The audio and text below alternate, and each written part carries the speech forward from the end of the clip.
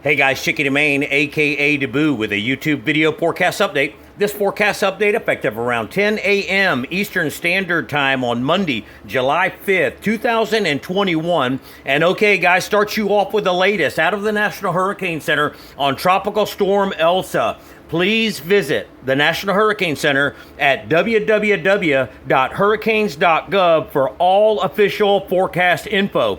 If watches and warnings are issued for your area, please heed the advice of your local, county, state emergency management officials. Tropical Storm Elsa, as of 8 a.m. this morning, with max sustained winds of around 65 miles per hour, movement was to the northwest at around 15 miles per hour. Now, we want to talk to you about the cone of uncertainty real quick.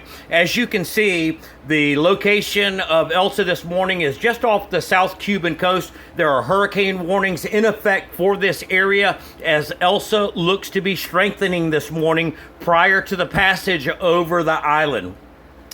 As we get up, this is the 3-day track, by the way. As we get up into the 24 to 48 hour range, you can see that the margin of error by the National Hurricane Center is minuscule.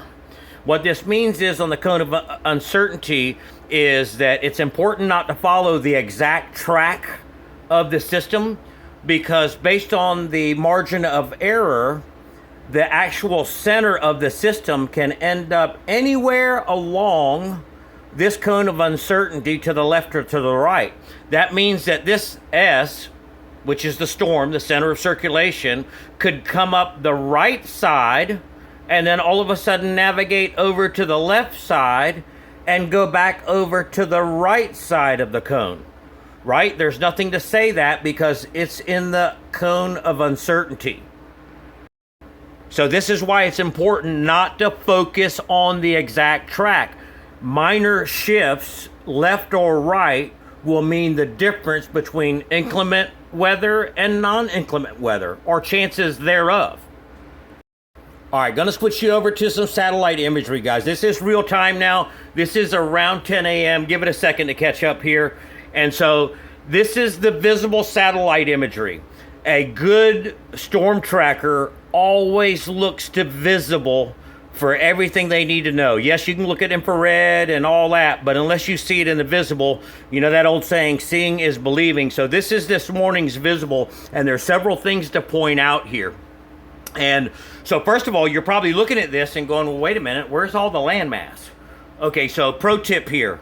If you get the option to take the map out as an option, do it, because that helps lessen distractions on the eye. Okay, so I'm going to give it to you both ways. I'm going to give it to you without the map and then with the map. I've got that loaded up for you too, but give me a second here and we'll show you what's going on. Okay, so over the last couple of days we've been talking about this western trend, right? And there's a reason for that, and Levi Cowan pointed it out in his last video, that there is actually two areas of spin. And we talked about that the other day too. If you look at our Twitter feed, you'll see that we talked about two vorticity spins. And what we've got here is the official location, which, give me a second, let me adjust. The official location is up in here. You see the curvature in here? You see this blow up right here? That's the center of circulation. You can see that. But if you look closely and drop down further to the south, look at this inflow that's coming out of the west that's blowing up this convection that's right in here. And then you look further down in the system and you see the same thing here, but look at the surface down here, your bottom right. Look at the surface winds coming in here. That's out of the south-southeast, and it's blowing up into here, into the backside of this surface circulation. You see it blowing up right there? Of this surface circulation right here. So the effect of that is, the more this southern leg fires up, the more that it wants to tug the center of rotation further off to the west. You see where my mouse is right now? Watch where the loop stops right there. Boom. That is where the center wants to go. It wants to go off towards the west. Let me give it to you with the map now. Okay, so here's the map. Again, I'm sorry guys, let that load up. So same loops, same time frame, same everything, but now with the map. Let me adjust this a little bit to the north here so you can see. Here's the official position of out of the National Hurricane Center, and you can see the rotation starting to come over the top of Cuba, but notice how the spread is more off towards the northwest. You see that?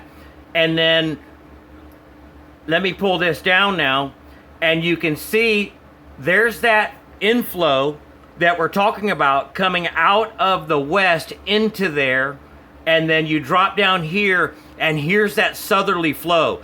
This southerly flow is hitting some type of vortex in here, vorticity spin, that's allowing it for that southern leg to grow. And the more this southern leg grows, the further west this is going to want to go. Now, another pro tip. Block the storm out and look out in front. Look what's happening here just under the northwest tip of Cuba. Can you see that inflow that's right in here? Okay, so this tells me that this is being drawn. It wants to come to the Yucatan Channel. And if it comes to the Yucatan Channel, the longer it's going to have over open water. If it just moves off the northwest tip of Cuba and comes a little bit further west, and you can try to see, you can almost see it trying to set up that this is almost an exit point in here. Notice the rotation in here, how this is pushing down and then this is lifting up. Okay, and then you can see as the system starts to come in, look at the rotation in here. So if the system gets up in here versus further over to the right, then these are the things that can become game changers in the forecast. So now it's on to where is the system actually going to go. And let me zoom this out just a minute here. Give me a second. And let me adjust. And so now we're dealing with the front. Okay, I could care less about the system at the moment. Because I know there's an area of spin that's right in here off of Louisiana as the front is being draped. You can see the cloud motion in here. So now Elsa is trying to find the weakness in the front and wants to do what? Always watch tail ends of fronts along stalled or dying fronts for an area of low pressure to develop.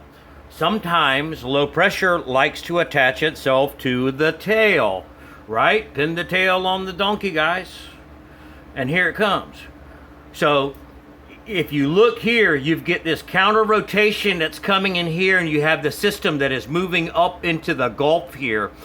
If these two vorts coincide with each other, we could be looking at a stronger tropical system in the northeast Gulf of Mexico here in about 24 to 48 hours. Let's see what 11 o'clock a.m. update comes from the National Hurricane Center. Let's see what the afternoon model runs bring. But we're running out of time here, folks. And so it is possible. I seen this, and I probably should have maybe pinned it the other day. I did it without the map, and I put the crosshairs up there. But it's possible that Elsa come up because it's coming further west and just come straight on up, which would be outside of the current cone of uncertainty. But we talked about this the other day, and coming up right in here and making landfall along the central Panhandle coast. Folks, the official forecast is up and to the right.